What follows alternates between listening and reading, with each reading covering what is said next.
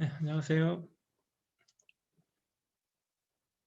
식사들은 다 잘 하셨어요? 네. 아유, 어제 오늘 되게 바쁘네요. 아유, 어제 청년의 말씀부터 아침 중고등부와 여기까지 계속 1시간 이상짜리 말씀하려니까 정신이 없네. 교재도 많고 하다 보니까 지금 정신이 멍해요.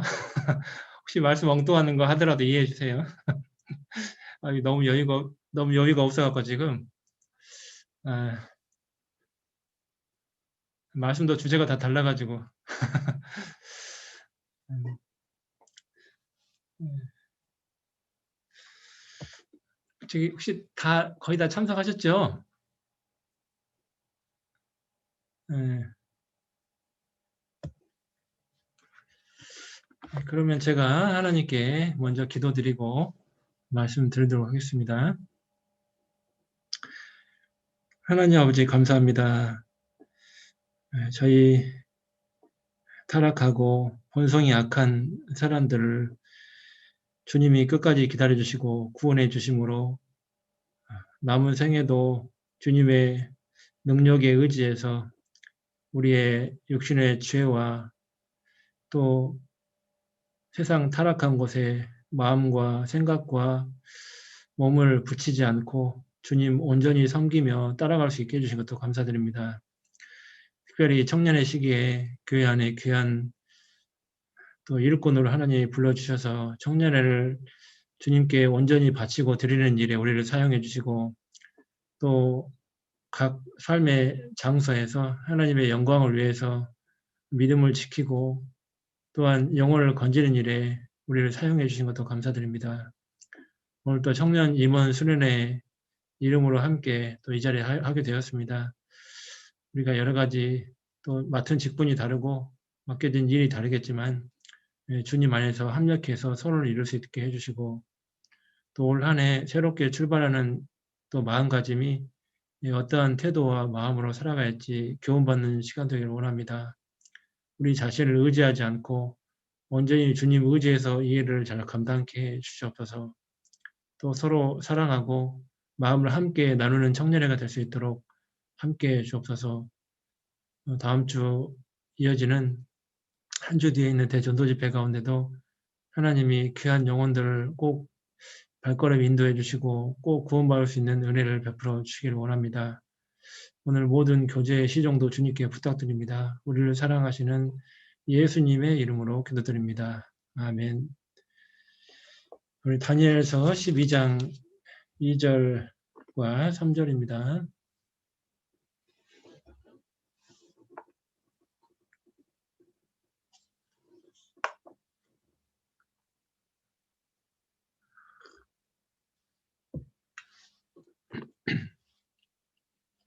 다니엘서 12장 2절부터 3절 제가 읽겠습니다.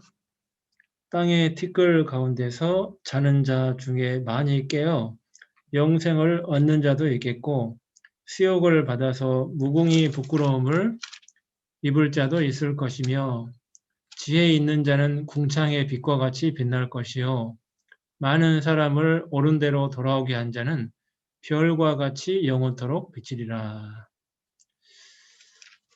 우리 다니엘서의 가장 주제와 연관된 말씀인데요. 이게 다니엘의 이름의 뜻이 하나님은 나의 심판자이시다. 이런 우리 다니엘의 이름 뜻이 그렇습니다. 하나님은 나의 심판자시다. 이런 뜻이 있는데 이 말씀 그대로인지 우연인지 정확히 몰라도 이 다니엘서는 그 열국의 흥망성쇠와 관련해서 그리고 하나님의 그 공의와 하나님의 그 사랑이 무엇인지를 아주 잘 나타내고 있는 성경인데 특별히 열국의 흥망성쇠에 대해서 예언된 책이잖아요. 이 말씀대로 실제로 열국이 그렇게 흥망성쇠를 하게 됐죠. 로마도 등장했지만 결국은 사라지고 페르시아도 등장했지만 사라지고 많은 나라들이 사실은 그 당시에는 굉장히 뭐 대단한 국가였고 열국을 아주 쥐어 흔들던 나라들이었지만은 역시 하나님을 그들이 무시하고 또 이스라엘 백성들을 또 괴롭히고 하면서 하나님이 그들 나라를 돌이키지 않았기 때문에 심판을 하게 되고, 그래서 그 역사가 좀 짧고 길고 차이는 있지만 계속해서 열국의 흥망성쇠가 이제 다니엘서에 예언돼 있고 또 실제로 그렇게 역사 속에서 이루어졌는데요.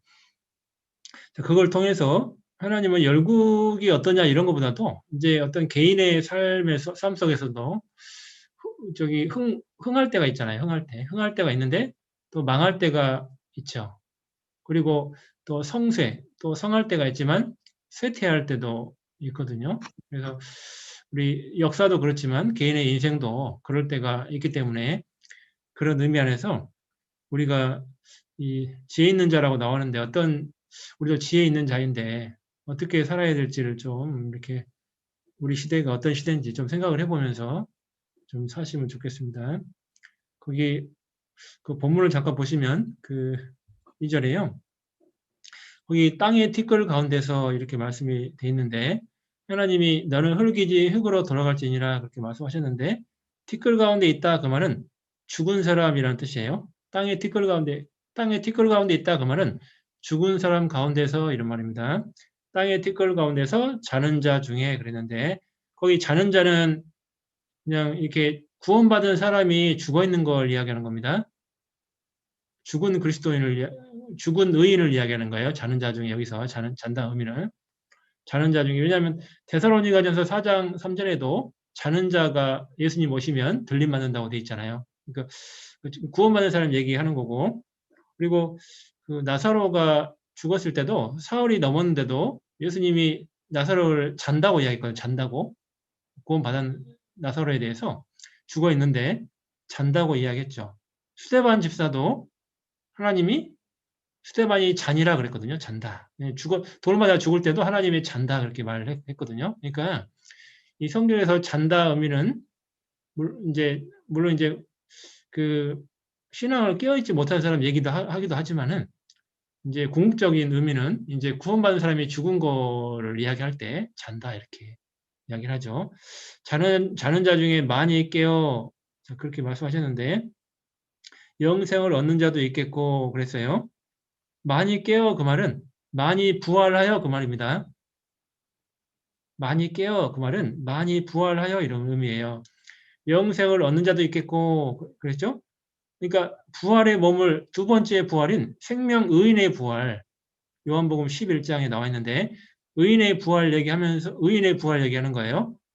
많이 깨어 부활해서 영생을 얻는 자도 있겠고 그 말입니다. 영생을 이제 진짜 부활의 몸을 입어서 영생에 들어가는 사람들이 있을 거다 그 말이에요. 많은 사람들이. 우리도 그 가운데 이제 참여된 사람들이죠. 수욕을 받아서 무응이 부끄러움을 입을 자도 있을 것이며 거기 나와 있는데 그 말은 두 번째 부활 중에 악인의 부활 얘기하는 거예요. 악인의 부활, 영원한 심판의 부활 얘기하는 거죠.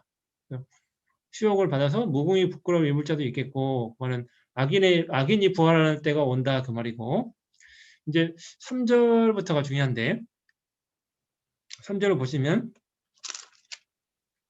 지혜 있는 자는 궁창의 빛과 같이 빛날 것이요 그랬습니다. 여기 지혜 있는 자 뜻이 뭐냐면 요거를 잘 알아야 되는데 원래 성경에서 지혜를 말할 때 지혜는 고린도전서 1장에서 예수 그리스도를 지혜라고 합니다. 그리고 성경 이 말씀을 지혜라고 합니다. 왜냐하면 말씀이 곧 하나님이니까. 그래서 성경에서는 지혜가 뭐냐면 예수 그리스도가 첫 번째고 두 번째는 말씀을 이야기할 때 지혜라고 합니다. 잠언 4장을 여기 잠깐 잡아놓으시고 잠깐 잠언 4장을 한번 보겠습니다. 잠언 4장 5절부터 지혜를 얻으며 명철을 얻으라. 내 입의 말을 잊지 말며 어기지 말라. 지혜를 버리지 말라. 그가 너를 보호하리라. 그를 사랑하라. 그가 너를 지키리라. 지혜가 지혜리니 지혜를 얻으라. 무릇 너의 얻은 것을 가져 명철을 얻을지니라. 그를 높이라. 그리하면 그가 너를 높이 들리라. 만일 그를 품으면 그가 너를 영화롭게 하리라. 그가 아름다운 관을 내 머리에 두겠고 영화로운 면류관을 내게 주리라 하였느니라. 여러분 처음에는 이 지혜 얘기하는 것 같은데 4절부터 이야기할 때는 지혜에 대해서 이야기하는 것 같은데 뒤로 갈수록 그라고 표현하죠. 그, 히라고 해, 히, 사람으로 표현하잖아요. 뒤에 히라고 하잖아요. 그러니까 지혜라고 하는 것 같은데 뒤로 갈수록 사람인 그라고 표현하죠. 대문자 그입니다. 이게 소문자가 아니고 사람을 이야기하는 게 아니고 하나님을 이야기하기 때문에 대문자 히로 되어 있어요.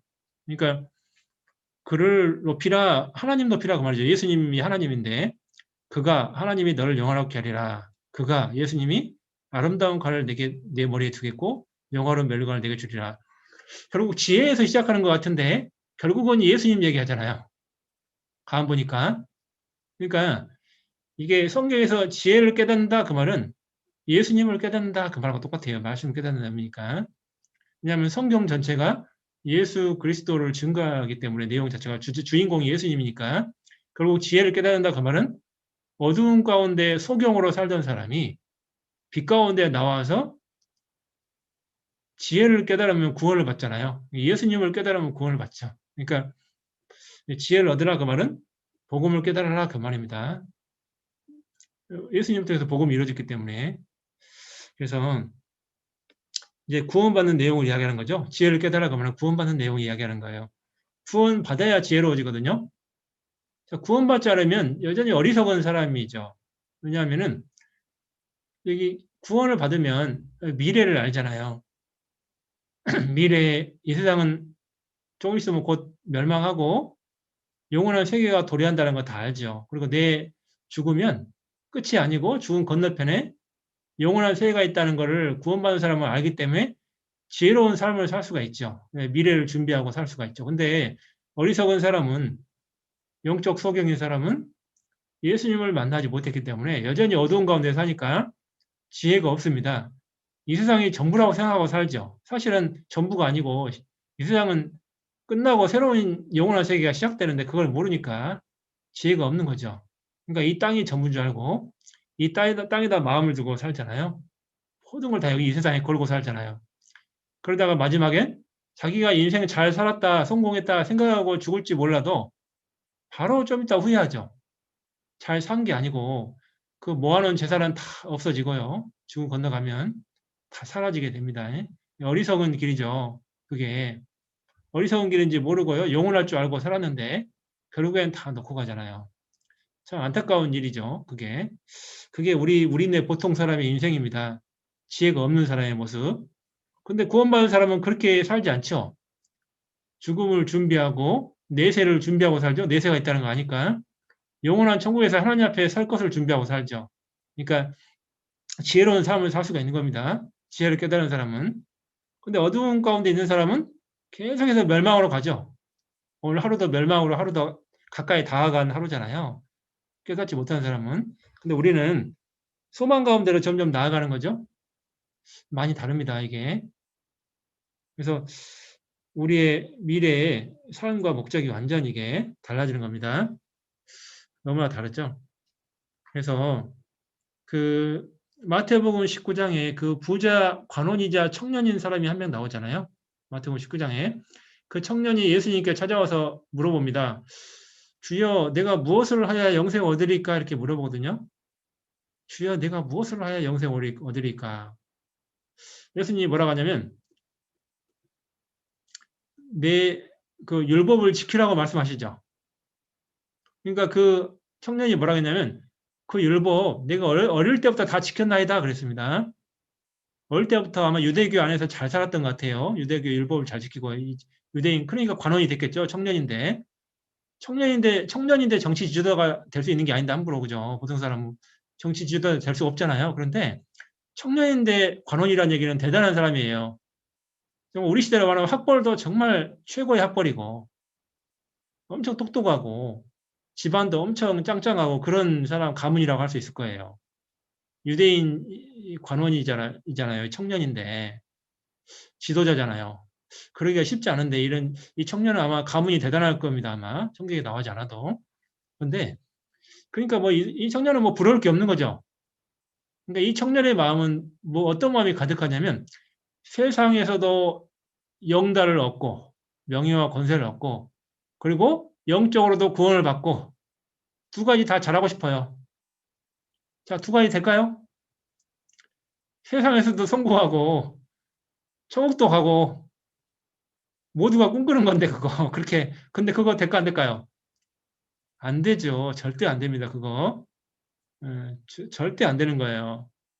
구원은 마음이 낮아져야 받는 거지. 세상에서 잘 돼가지고 천국도 간다. 이거는 절대 하나님 원리하고 맞지 않아요. 절대 안 됩니다. 하나님 말해서 마음이 낮아져야지 구원을 받아요.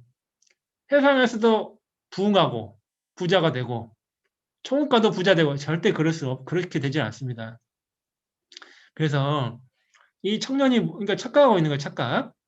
그 예수님이 뭐라 했냐면 그럼 너 이러이러한 그 십계명 한번 지켜봐. 지킨다고 했는데 그러니까 하나 딱 그 마음에 부자 되고자 하는 마음이 간절하니까 그 청년에게 내 소유를 가난한 자에게 나눠주라. 그러면 천국에서 내게 부하가 있으리라. 그리고 와서 나를 좇으라 그랬거든요. 자, 예수님을 쫓아가고 싶은 마음은 참 좋은데 가상한데 그러려면 구원을 먼저 받아야 되고 예수님의 제자가 먼저 돼야 되는데 세상에서도 잘 되고 싶고 천국에서도 잘 되고 싶고 완전 잘못된 생각이죠. 자기 생각을 가지고 하나님께 나아가니까 구원을 못 받는 거예요. 결국 청년이 구원을 받고 갔어요? 못 받고 돌아갔어요? 그가 근심하며 돌아가니라 그렇게 되죠, 성경에? 왜냐하면 평생 이게 물질의 욕심, 재물욕 가지고 살고 있는데 그거 내놓으러 가니까 아까워서 못 내놓는 거예요. 영생하고 못 바꿔요. 천국하고 못 바꿔. 그러니까 결국 이 청년은 마음이 어디에 더 큰 거죠? 천국에 큰 거예요? 이 땅에 더 큰 거예요? 이 땅의 마음이 훨씬 큰 거죠. 그러니까 똑같이 좋을 줄 했는데 결국은 세상으로 흐르잖아요, 마음이. 예수님 만나고도 자기 인생 일대의 절호의 찬스였어요. 구원받을 찬스. 영생을 주시는 분을 앞에 만났잖아요. 너무나 소중한 인생의 기회였는데 그 기회를 물질욕 때문에 놓쳐버렸어요. 이 세상에 잘 되고자 하는 그 마음 때문에 놓쳐버렸어요. 그게. 너무 안타까운 일인데 천국 갈 수 있는 절호의 찬스를 얻었는데 결국은 지옥 가게 됐잖아요. 정말 안타까운 그 청년이에요. 정말 이 청년의 시기에 구원받았다면 정말 잘 살았을 건데 예수님 제자로 정말 잘 살았을 것 같은데 이게 그러지 못했어요. 사도 바울은 청년의 때 30살 정도의 구원을 받았거든요. 사도 바울이 사도행전 7장에 청년 사울이라고 나오잖아요. 그죠? 청년 사울. 근데 빌레몬서에 가보면 AD 61년 2년에는 나이든 나 바울 이렇게 나오거든요.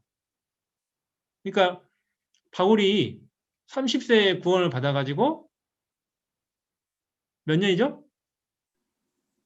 35년 이상을 쓰임받다가 순교당한 거예요. AD 67년에 순교당했으니까 2차 투옥 이후에 네로 황제 때 그때 순교당했잖아요. 근데 그러니까 30여 년을 하나님께 쓰임 받았는데 청년의 때 구원 받아가지고 바울이 30살이면 청년이잖아요. 청년의 때 구원을 받아가지고 쓰임을 받았죠. 65세 정도까지 65세 정도의 순교를 당했는데 거의 35년 정도를 하나님께 쓰임 받았죠. 대단한 거죠. 바울은. 그러니까 이게 똑같은 청년인데 바울도 대단한 가말리엘 문화에서 그 당시에 3대 랍비 중에 한 명이 가말리엘인데 그 대단한 가말리엘의 문화에서 소생으로 수학을 했잖아요. 공부를 했잖아요. 바울도 대단한 사람이죠. 청년인데 아까 부자 관원도 대단한 사람이고 근데 그 사람은 마음이 영생 쪽에 크지 않으니까 예수님 앞에 왔다가 그냥 돌아갔고 지옥으로 가는 길을 선택했고 사도 바울은 다메섹 도상에서 아나니아를 만나가지고요. 구원을 받고요. 이게 완전히 인생이 완전 달라졌죠.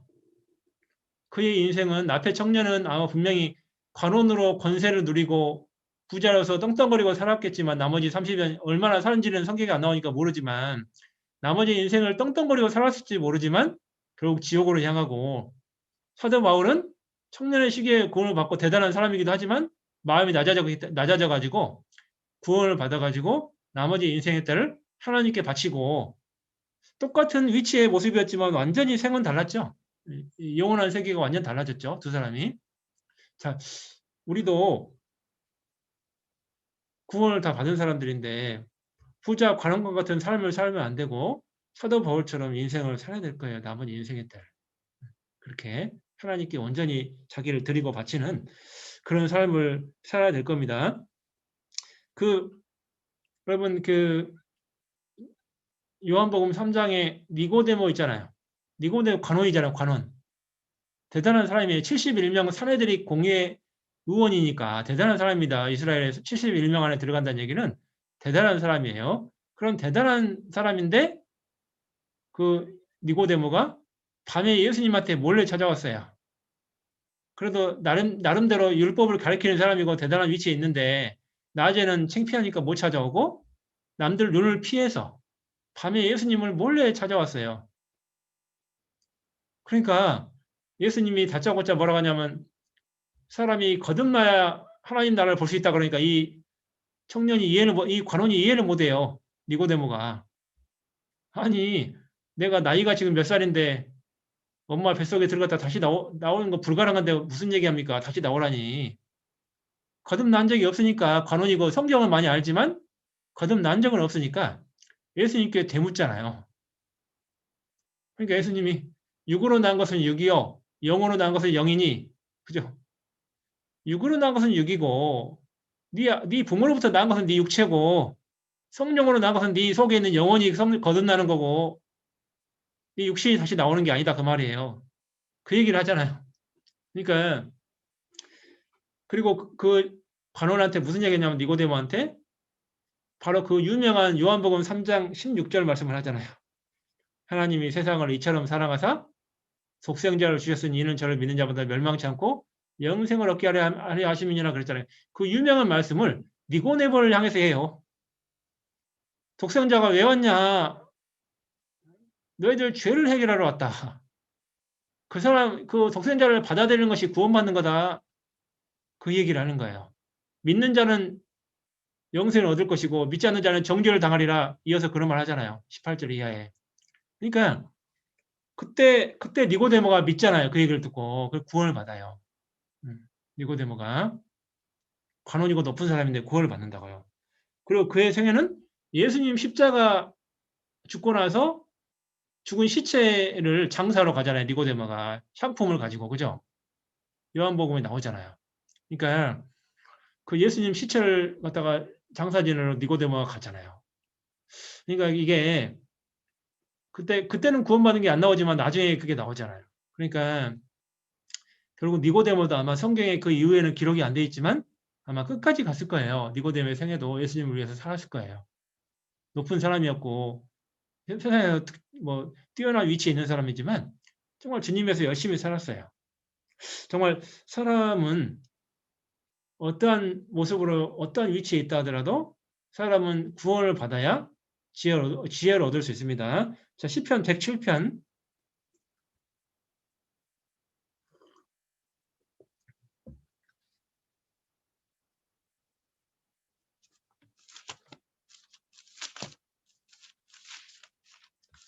4절 보겠습니다. 저희가 광야 사막 길에서 방황하며 거할 성을 찾지 못하고 줄이고 목마름으로 그 영혼이 속에서 피곤하였도다. 이에 저희가 그 근심 중에 여호와께 부르짖음에 그 고통에서 건지시고 그 다음에 밑으로 내려가서요. 10절 이에 저희가 그 근심 중에서 여호와께 부르짖음에 그 고통에서 구원하시되 저가 그 말씀을 보내어 저희를 고치사 위경에서 건지시는 도다. 여호와의 인자하심과 인생에 행하신 기이한 일을 인하여 그를 찬송할 줄로다. 제가 10절 해놓고 제가 20절 읽었죠.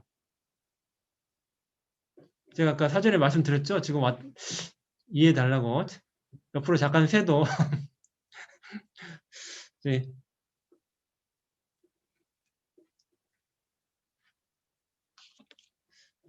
그래서요 이게 하나님 앞에 이렇게 죄인은요 빛을 우리 시편 115편에 보면은요 흑암 중에 다니는다라도 빛으로 나오는 자 이런 말이 있거든요. 흑암 중에 다닐지라도 빛으로 나오는 자. 그러니까 이게 흑암 속에 사는 사람들은 어두움 속에 사니까 어디로 갈 바를 알지 못하고 방황하고 헤매잖아요. 하나님의 보호의 성인 이 성을 만나지 못했죠. 하나님이 왕으로 계신 성이 있는데 그 성에 들어와야 보호를 받는데 밖에 사막과 광야에서는 헤매고 굶주리고 그러잖아요. 그리고 계속 고되고 있잖아요. 인생의 근심과 걱정이 많고 무거운 인생의 짐을 많이 지고 살죠. 고통 가운데, 근심 가운데.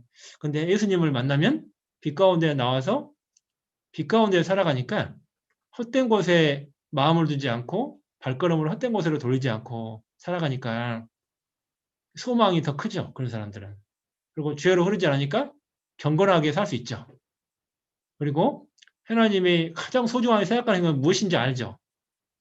지혜로운 사람은 하나님이 무엇을 가장 중요하고 소중하게 생각하는지를 알고 사는 사람들이에요. 그러니까 거기다가 마음을 두고 살게 돼 있어요. 그 선한 일에다가. 그게 이제 복음을 깨달은 사람들이죠. 여전히 못 깨닫고 사는 사람처럼 살면 안 되죠. 구원받은 사람이. 여전히 헛된 데다가 마음 두고 살고, 여전히 엉뚱한 데다가 발걸음 옮기고, 엉뚱한 걸 만지고 그러면 안 되잖아요. 구원받은 사람은 정말 지혜를 깨달은 사람이니까 더욱더 그 성에 들어왔으니까 성 안에서 이제 영생 복락을 누리고 살아야 되잖아요. 그러니까 만왕이 왕이 통치하는 곳이고 그의 나라 안에서 시민이 백성이 됐으니까 그 안에서 사는 게 맞을 거예요.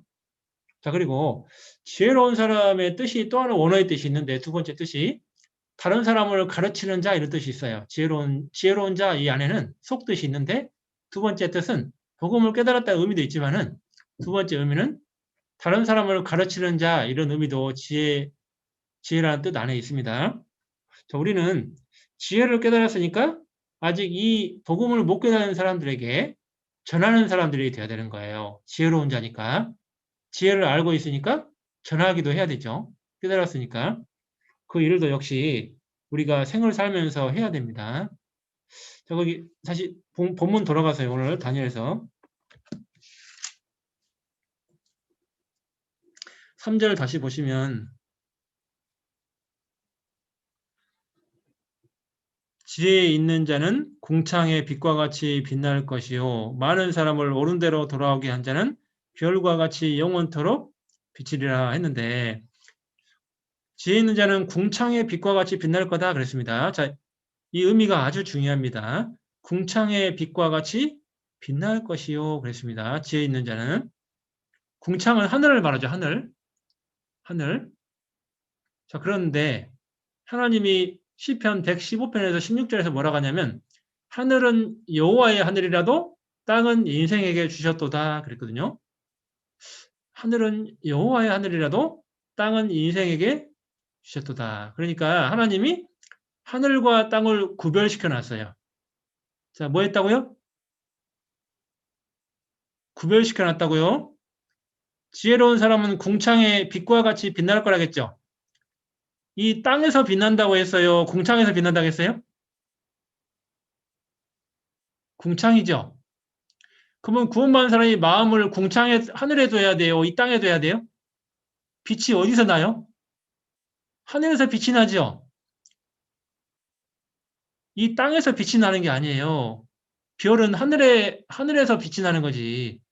태양도 하늘에서 빛이 나는 거고 하늘에 있을 때 빛이 나는 거예요. 별이든지 태양이든지 뭐든지. 서쪽으로 태양이 져버리면 어두워지잖아요. 빛이 비치지 않아요. 빛은 하늘에 있을 때 빛이 나는 거예요. 맞죠? 구원받은 사람이 땅하고 구별돼서 살아야지 땅에다 접촉하고 살면은 빛이 날 수가 없다 그 말이에요. 이해되세요? 하나님이 구별시켜 놨는데 하나님의 자녀면 하늘 쪽에 속해야지 땅에 속하면 안 되잖아요. 구원받기 전에야 땅에 속해서 살았지만 헛된 욕망을 쫓아 살았지만 구원을 받았으면 더 이상 땅에다 마음 두면 안 되고 저 위에 하늘에 마음을 두고 살아야 된다 그 말이에요. 이해되시죠? 뭔 얘기인지. 궁창의 빛과 같이 빛날 것이요. 궁창이 있어야만 빛이 나는 겁니다. 우리의 마음이 궁창이 있어야 돼요. 그래야 빛이 나는 거예요. 그걸 꼭 기억하셔야 돼요. 이 땅에다 마음 두고 살면 빛이 나지 않아요. 구원 받은 사람인지 아닌지 구별이 안 돼요. 이 땅에다 마음 두고 살면. 아니, 세상 사람이, 예를 들어볼게요. 세상 사람이 아파트 좋아한다고 나도 좋아하고, 세상 사람이 여행 좋아한다고 나도 좋아하고, 만약에 그렇게 산다면은 세상 사람은 나하고 구별될 게 뭐가 있어요? 똑같잖아요. 빛이 날 게 뭐가 있냐고요. 다른 게 뭐가 있어요? 하나도 없잖아요. 이게 그들하고 달라야지 우리 삶은. 똑같으면 무슨 의미가 있냐고 이게. 그잖아요. 여러분 제 말은 집이 필요 없다 얘기하는 게 아니에요. 목적이 다른 거예요. 목적이. 어떤 분이 있잖아요. 뭐 당첨 하나 받아서 돈 좀 벌려고요. 그렇게 막 그거에 목매고 그냥 직장 다니는 것도 오로지 집 한 채 마련하려고 그냥 그거 한 칸 그냥 그 아파트 한 칸 그 마련해 가지고 좀 돈 좀 벌어보려고 막 죽도록 그냥 일을 새벽같이 일하고 막 평생 그거 한 채 얻어보려고 있잖아요. 만약에 구원받은 사람이 그거 한 채 얻으려고 평생 그거에 마음 두고 산다면 아무것도 안 하고 그건 진짜 비참한 삶인 거예요. 그거는 세상 사람하고 똑같이 그거에다 마음 두고 평생 그것만 위해서 산다면은 그건 아주 비참한 사람이죠. 구원받은 사람은 아주 비참한 거예요. 생애가 빛이 안 드러나요. 그렇게 살면 인생을 살면서 하늘에 마음 두고 살지 않으니까 빛이 안 드러나 이게. 근데 그 위에도 너무나 많은 일이 그런 일이 있을 수가 있죠. 구원받은 사람에게. 예를 하나 들었지만 나머지 또 많은 그런 게 있을 수가 있습니다. 학생은 공부하는 게 가장 중요하긴 하지만 공부가 내가 정말 좋은 학점 받아가지고 좋은 직장에 들어가서 좋은 아내를 얻어가지고 귀한 자식들 낳아서 평생 이 세상에서 행복하게 살아야지 만약에 그것이 전부라면 빛이 안 나요. 빛이. 구원받은 사람이 땅에다가 마음 두고 사니까 빛이 안 나, 빛이. 그것이 전부라면 세상 사람하고 하나도 차별화가 되지 않아요. 구별되지 않아요. 똑같잖아요. 다를 게 뭐가 있어요, 세상 사람하고. 그렇잖아요. 세상 사람이 우리를 보고 하나님의 자녀인지 어떻게 알아요? 똑같은데, 삶이. 그렇잖아요. 빛이 안 나는데, 자기들과 똑같이 어둠 가운데 사는 사람처럼 모습이 보이는데, 구별될 게 뭐가 있겠어요? 하나도 없지요. 그러니까 빛이 안 드러납니다. 그렇게 살면. 이게 궁창의 빛과 같이 빛날 것이요. 이게 아주 중요합니다. 자, 그런데 우리가 이게 이 시점에서 예수님 얘기를 안 할 수가 없어요. 꼭 예수님 얘기 해야 되는데 요한복음 1장을 좀 잠깐 봐보세요. 여기 잡아놓고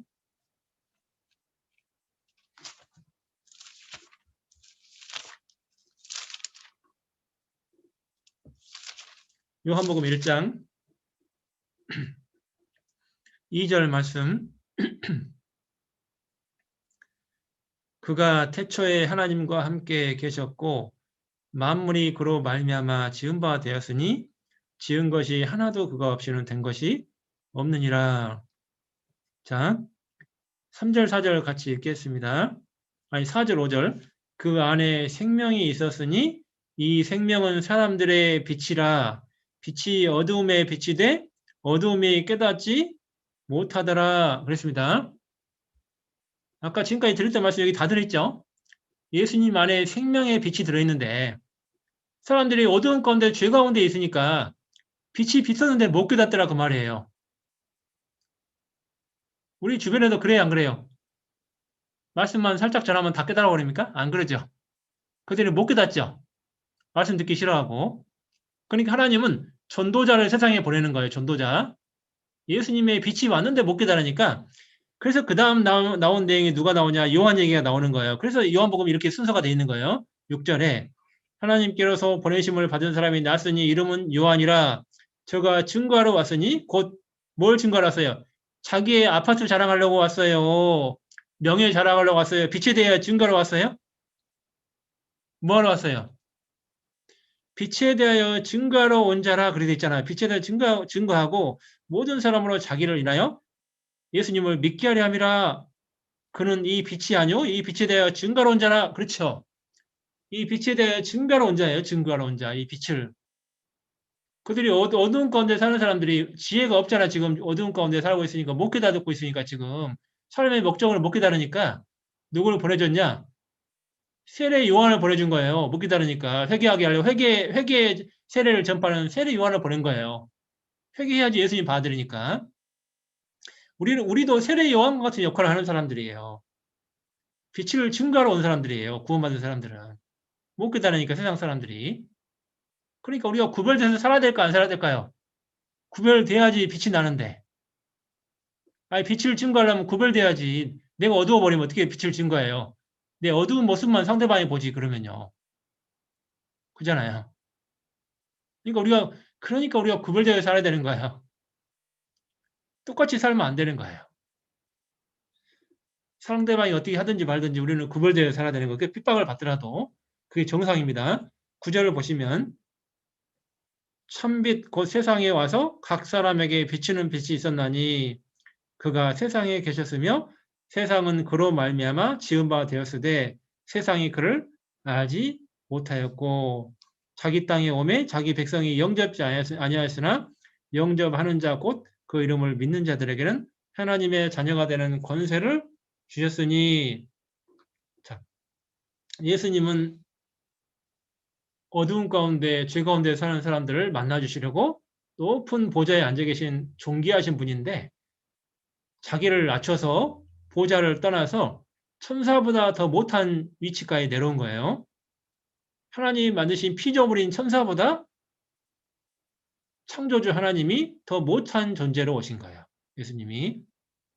그리고 사람보다 더 못한 존재로 오신 거예요. 아세요? 사람보다 더 못한 존재. 구유에 태어났잖아요. 태어날 집이 없어가지고 구유에. 사람보다 더 못한 존재로 태어났습니다. 예수님이. 이 세상에 오실 때도 이 세상에 왕이 타는 황금마차 정도도 타신 게 아니고 가장 천한데 가장 더러운 이스라엘 사람들은 구유 가까이 잘 안 가요. 왜 그럴까요? 나귀는 부정한 짐승이니까 구유도 좋아하지 않아요. 나귀의 구유거든 그게. 나귀는 부정한 사람이라 이스라엘 백성들이 먹지 않아요. 부정한 곳이에요. 부정한 곳. 근데 그런 곳에 예수님이 오셨잖아요. 사람들이 천대하고 멸시하고 가까이 하기 싫어하는 곳에 예수님이 오신 거예요. 사람들도 가기 싫어하는데 그런데 예수님이 오셨단 말이에요. 근데 우리는 그거보다 훨씬 더 좋은 위치에서 태어나고 훨씬 더 좋은 삶을 살고 예수님은 배운 적도 없죠. 우리는 배운 사람들이고 그렇지 않아요? 예수님은 위로받을 가족도 없어요. 육신의 가족들은 예수님 몰라요. 누군지. 예수님이 마가복음에서 3장에 고향에 갔잖아요. 고향 땅에 복음 전하러. 그랬더니 친척들이 배신했어요. 예수님을 갖다가 낭떠러지 밀어 떨어뜨려 죽이려고 했잖아요. 마을 사람들이. 네가 하나님이라고? 네가 감히 하나님의 아들이라고? 떨어뜨려 죽이려고 했어요. 낭떠러지를 세상에 고향을 가서 만났는데 예수님은 이 세상에 의지할 사람도 없어요. 친척조차도 예수님 무시하고 살아요. 다들 고향 사람들도 다. 아무것도 의지할 것도 없고 아무 사람에게도 의탁할 사람도 없고 배운 것도 없고 그야말로 세상 사람으로 말하면 비참한 사람이죠. 진짜 하나도 없는 사람. 완전 거지 중에 거지잖아요. 예수님 이 세상 오신 모습 봐봐요. 배운 초등학교를 다녔어요. 무슨 아무것도 배운 게 없어요. 예수님은. 좋은 가문에 태어난 것도 아니고. 그러니까 이게 그런 분이 빛으로 오셨는데 아무도 몰라봐요. 백성들이. 천하게 오셨기 때문에 아무도 몰라보는 거예요. 황금마차 타고 왔더라면 막 사람들 몰려들었을 거예요. 막 엄청 어마어마한 군중들이 막 복을 받으려고 막 몰려들었을 건데 복 받으려고. 그렇게 오시니까요. 빛인데도 아무도 몰라봤어요. 요한복음 12장 35절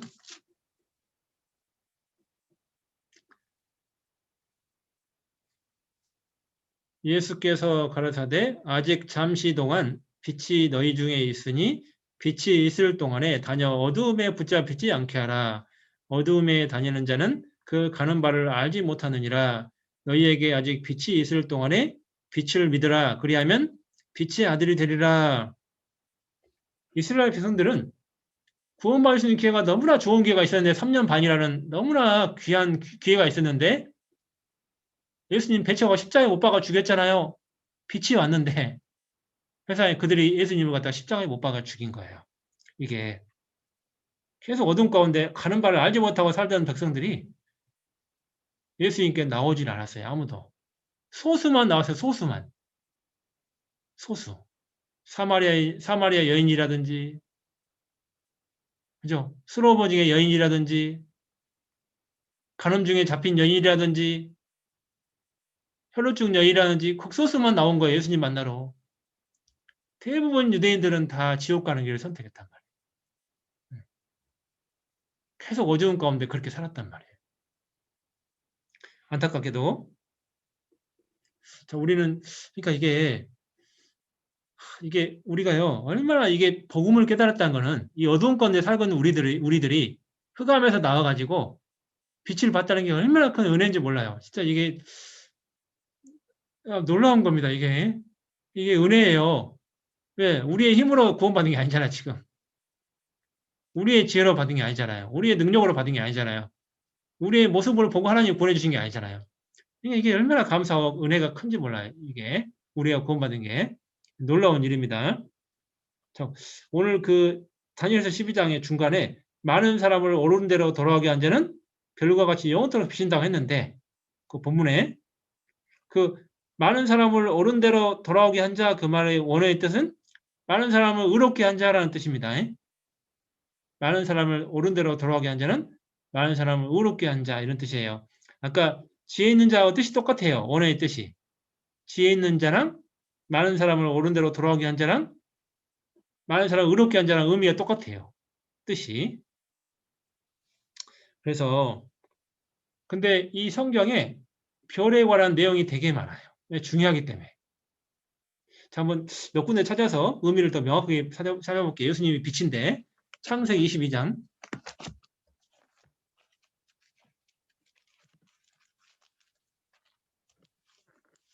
창세기 22장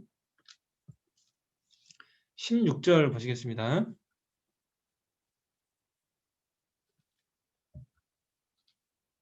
창세기 22장 16절 가라사대 여호와께서 이르시기를 내가 나를 가리켜 맹세하노니 내가 이같이 행하여 내 아들 내 독자를 아끼지 아니하였은즉 내가 내게 큰 복을 주고 내 씨로 크게 성하여 하늘의 별과 같고 바닷가의 모래와 같게 하리니 내 씨가 그 대적의 문을 얻으리라. 또 내 씨로 말미암아 천하 만민이 복을 얻으리니 이는 내가 나의 말을 준행하였음이니라 하셨다 아니라. 여기 보니까 내게 큰 복을 주고 내 씨로 크게 성하여 하늘의 별과 같게 하겠다 그랬습니다. 하늘의 별과 같다 그 말하고 바닷가의 모래 같다 그 말하고 이렇게 두 가지를 써놨죠. 제가 사전에 아까 설명했는데 하늘에 있는 것은 구원받는 거 얘기하는 거예요.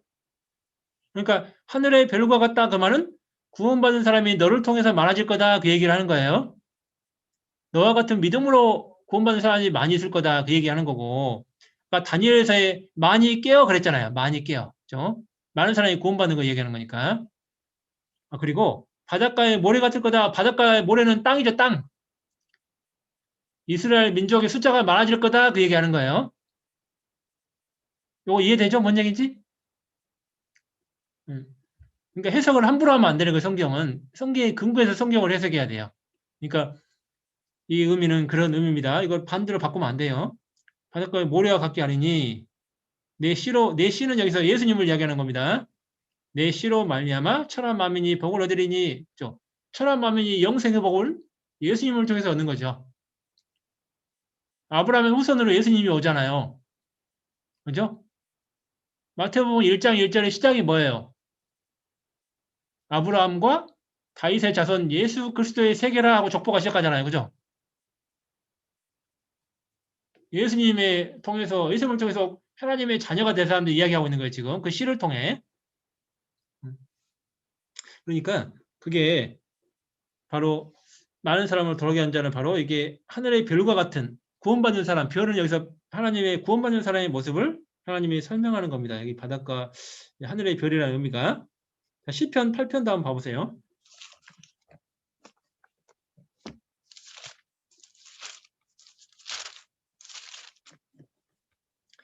3절.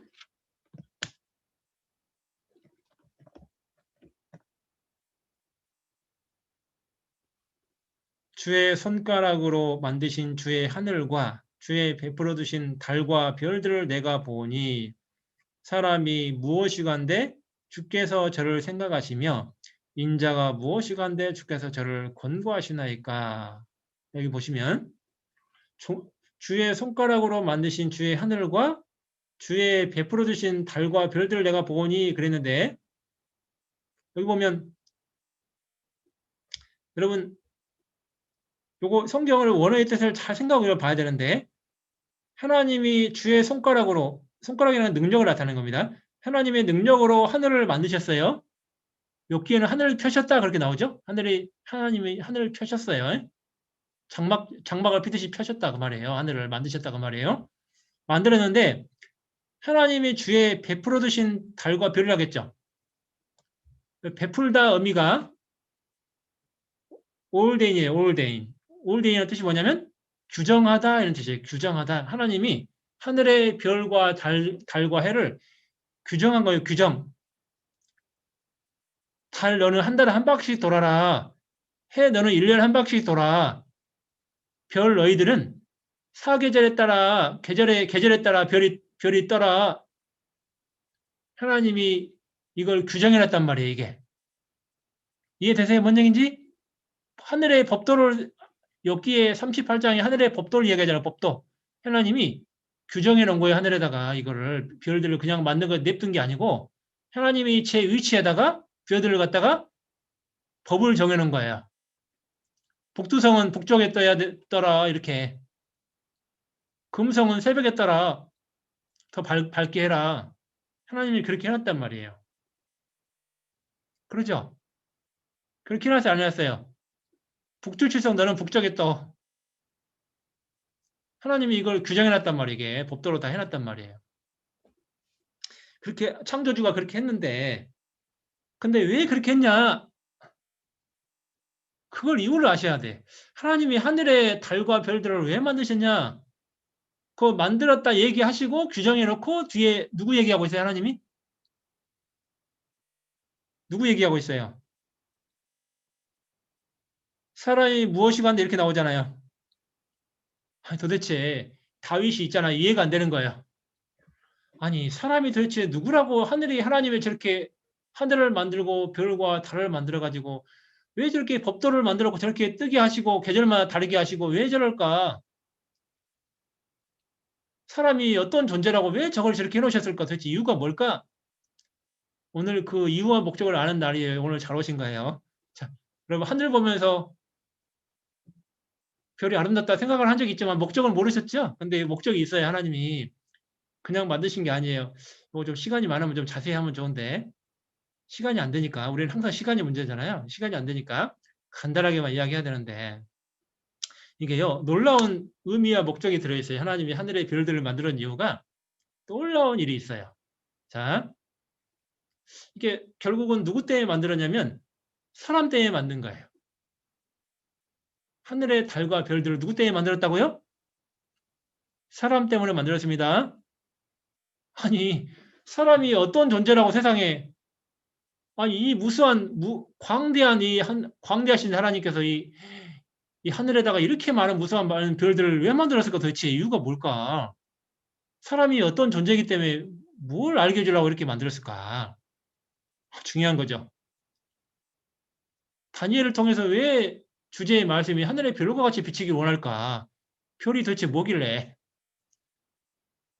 자, 하나님이 이 하늘의 무수한 별들을 만들었거든요.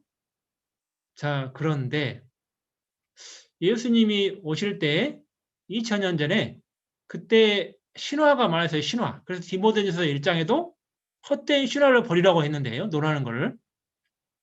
신화가 많았어요. 무슨 신화가 대표적이죠? 그리스 로마 신화. 로마가 세계를 지배할 때 예수님이 왔잖아요.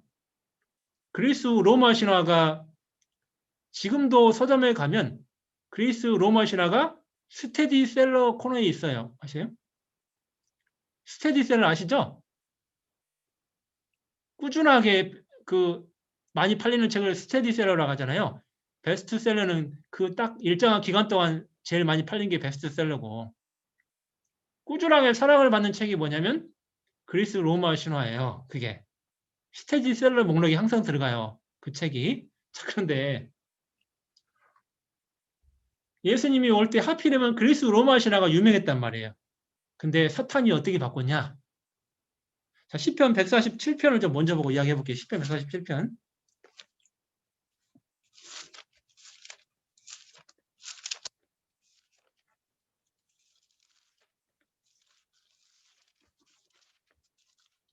시편 147편 4절 보세요. 4절. 시편 147편 4절. 저가 별의 수효를 계수하시고 저희를 다 이름대로 부르시는도다. 우리 주는 광대하시며 능력이 많으시며 그 지혜가 무궁하시도다. 자, 그 지혜가 왜 무궁하냐? 그 이유를 알아야 돼요. 그냥 단순히 별을 만든 줄 알았더만 왜 지혜가 무궁하실까? 이제 들으면 알아요.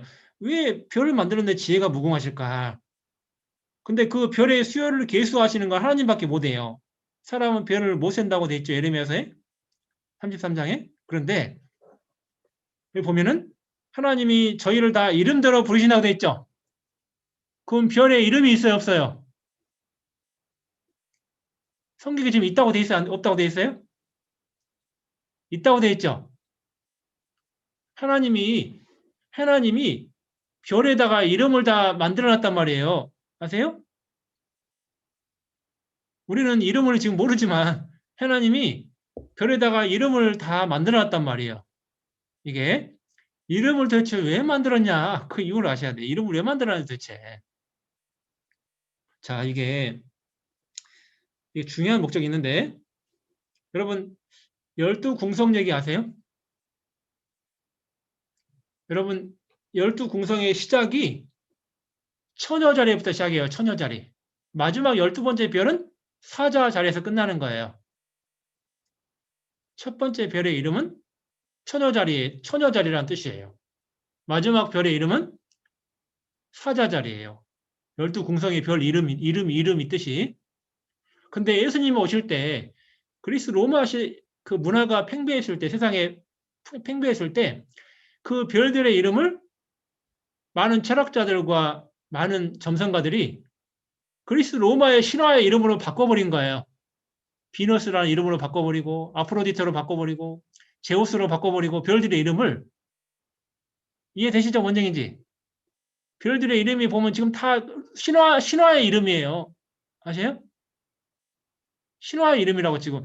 원래는 하나님이 그 이름을 처녀자리부터 시작해서 사자자리까지 지어놨단 말이에요, 이게. 원래. 근데 사람들이, 당시에 똑똑하다는 사람들이 그걸 신화의 이름으로 다 바꿔버렸단 말이에요, 이게. 그러니까 사람들은 별을 보면서 누굴 숭배할까요? 신화를 숭배하죠, 신화. 이해되시죠? 뭔 얘기인지? 아폴론을 숭배하고, 제우스를 숭배하고 이렇게 돼버린단 말이에요. 하나님은 그 별자리 이름을 지어놨는데, 별자리 이름을 왜 지어놨냐? 하늘을 쳐다보면 하나님을 알도록 해놨거든요. 자, 처녀자리는 처녀를 통해서 태어나실 예수님 얘기하는 거예요. 아세요? 사자자리는 다시 사자로 왕으로 오실 예수님, 심판하러 오신 예수님, 재림하신 예수님을 설명하는 거예요. 하나님은 하늘의 별들의 이름을 지어놓고 예수님을 통해서 어떤 일을 할 걸 갖다가 다 알게 해놨단 말이에요. 세상 사람들한테. 요거 이해돼요?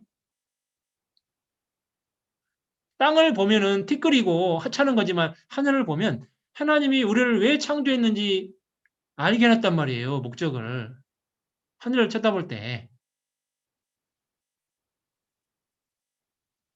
그러니까 이게 하나님은 지혜가 무궁해요, 무궁하지 않아요. 그러니까 무궁하죠. 하늘을 봐도 하나님의 그 사랑과 은혜를 알게 해놓고 예수님을 어떻게든 만나야지 사람이 영생을 얻으니까 하늘을 쳐다봐도 깨닫게 해놓고, 그죠? 땅을 쳐다봐서 꽃을 봐도 하나님을 알게 해놓고, 이게 하나님은요 정말 놀라우신 분입니다. 사람이 상상할 수 없는 분이에요. 하나님은 있잖아요. 그러니까 그 12궁성을 통해서 하나님은요 계절의 별자리를 통해 하나님을 알도록 해놓은 거예요. 별들의 이름을 통해서. 이거 이해되죠? 뭔 얘기인지? 이 하나님의 엄청난 은혜와 사랑이에요. 사람을 향해서. 근데 여러분 우리 시대로 올수록 가인의 후손들 창세기 4장에 나와 있는데 가인의 후손들을 통해서 문화와 문명과 과학 기술이 발달하면서 점점 하늘은 여러분 공해가 심해져서 별을 잘 보여요, 안 보여요? 잘 안 보이죠. 별들 보기 힘들죠. 잘 안 보이죠. 하나님의 은혜와 사랑을 깨닫기가 어려워요. 우리 시대는. 왜? 인간의 문명이 발달할수록 죄가 많아지고 하나님은 보기가 어려워요. 별자리 찾기가 힘들다고요. 하나님이 왜 만드시는지 알기가 힘들게 됐어요. 우리 시대는. 그리고 하늘을 볼수록 요즘 인공위성 빛이 더 많아요. 인간의 과학기술이 도리어 하나님의 일을 못하게 만들어 버렸어요. 여러분 밤하늘에 별 있잖아요. 별들. 밤하늘에 빛나는 것들 있죠? 지금은 인공위성 빛이 훨씬 많습니다. 그 빛이 별자리인지 인공위성 빛인지 몰라요. 우리 지구 밖에 인공위성이요. 10,000개가 넘어요. 엄청 많아요. 그 빛이.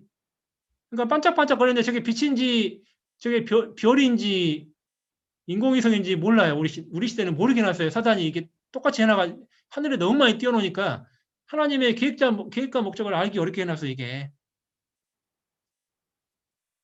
뭔지 제가 무슨 얘기 하는지 이해하시죠? 시대가 여러분이 하나님을 찾기가 어려운 시대가 됐단 말이에요. 하나님은 처음에 이름을 지어놓고 하나님의 예수님을 어떻게든 깨닫게 해주려고 했는데 인류 역사가 과학이 발달하고 문명이 발달할수록 점점 그것이 흐려지고 찾기가 깨닫기 어렵게 났단 말이에요. 안타까운 시대가 된 거예요. 이게 놀라운 하나님의 계획과 목적이 있는데 참 안타까운 거예요. 이게. 자, 그다음 베드로서 1장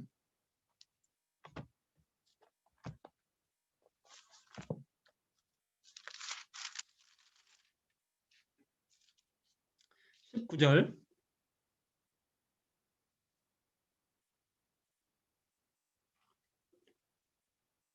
또 우리에게 더 확실한 예언이 있어 어두운 데 비치는 등불과 같으니 날이 새어 샛별이 너희 마음에 떠오르기까지 너희가 이것을 주의하는 것이 가아니라. 자, 날이 새어 그 말은 주님이 재림하시어 이런 뜻이에요. 주님의 재림을 설명하는 거예요. 날이 샌다는 거는. 날이 새어 그 말은 주님의 재림 얘기하는 거예요. 주님이 재림하시어 그 말이에요. 자, 주님이 재림하시는데 근데 뭐가 뜨냐면 날이 새어 샛별이 너희 마음에 떠오르기까지 그랬어요. 샛별. 여기도 별 얘기잖아요. 샛별. 샛별은 금성 얘기예요. 금성. 새벽에 떠요. 새벽에 제일 밝아요. 가장 밤이 깊을 때 별이 가장 밝아요. 샛별은. 이게 뭐냐면 어두움으로 점점 멸망으로 갈수록 하나님의 마지막 시대의 징조는 점점 빛이 난다 그 말이에요. 마태복음 24장하고 누가복음 21장이 지금 더 빛을 발하죠. 마지막 시대의 징조가 지금 빛을 발하잖아요. 코로나 바이러스뿐만 아니고요. 지진도 그렇고 모든 게요. 훨씬 더 빛을 발하고 있잖아요. 지금. 왜? 사람들에게 날이 새면 심판하잖아요. 하나님이. 그러니까 하나님이 더 빛을 받게 해주는 거 안 해주는 거예요. 밝게 해주는 거예요. 빛을 통해 예수님 만나라고. 마지막 시대 징조를 통해 예수님 만나라고 있잖아요.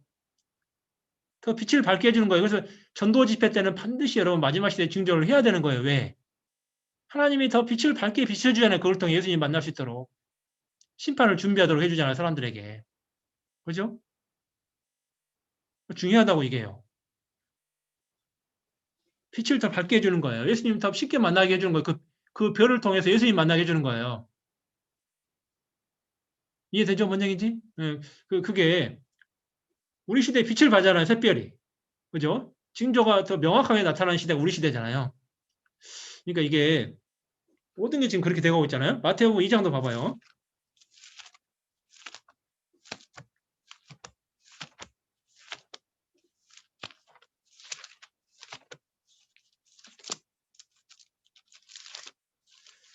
마태복음 2장 7절 보시면